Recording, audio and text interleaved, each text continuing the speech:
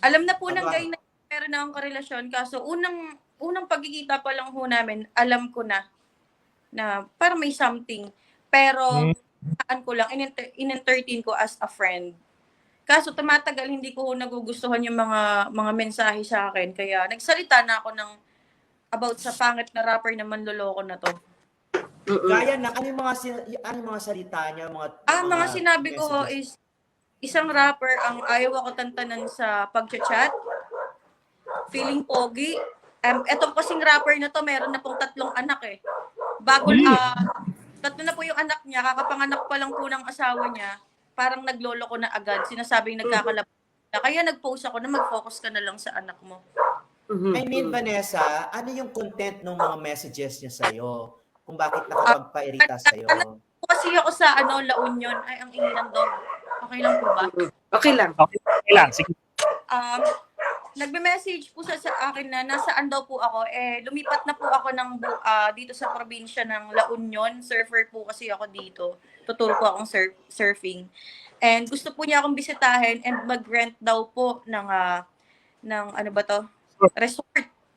Para lang makijoin nila. Nag-reply ho ako. Ang sabi ko, pwede naman makijoin pero bawal ang overnight kasi magagalit ang boyfriend ko at walang alak. Tapos ang reply sa akin, trust me. So in a way, Vanessa, parang may indecent proposal na lumalabas. Yes. And meron po mga oras na Parang nagduda ka. video call, 5 Okay, minutes. Ano gagawin sa loob ng 5 minutes? Parang ganun.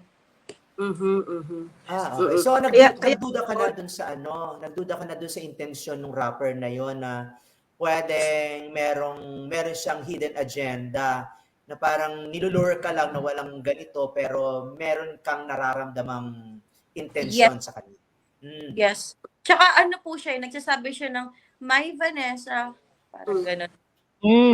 Mag-unwind daw kasi siya, kailangan daw niya ng makakasama kasi broken siya dun sa, parang gusto na niyang makamove on sa present niya. Sabi ko sa kanya, mag-move on ka, mag-unwind ka, try mo mag-isa. Mas maglalaki yung problema mo kung babae. Vanessa, sa dulong conversation, correct me if I'm wrong kasi di ba para meron doon na para may sinabi siya na para ewan ko kung tama yung pagkakaintindi ko, na para sigurado ka, tumatanggi ka sa akin, yung pagsama mo ba sa akin waste of time, di mo ba alam marami nakapila? Tama ba yung bang mismong mga sinabi? Sinabi niya sa akin yun na talaga, parang ganun, talaga tinatanggihan mo ko, ang daming nakapila, tapos tinatanggihan mo ko, ganun yung pagkasabi. And then sabi ko, wow, sikat ka lang pero hindi ka gold.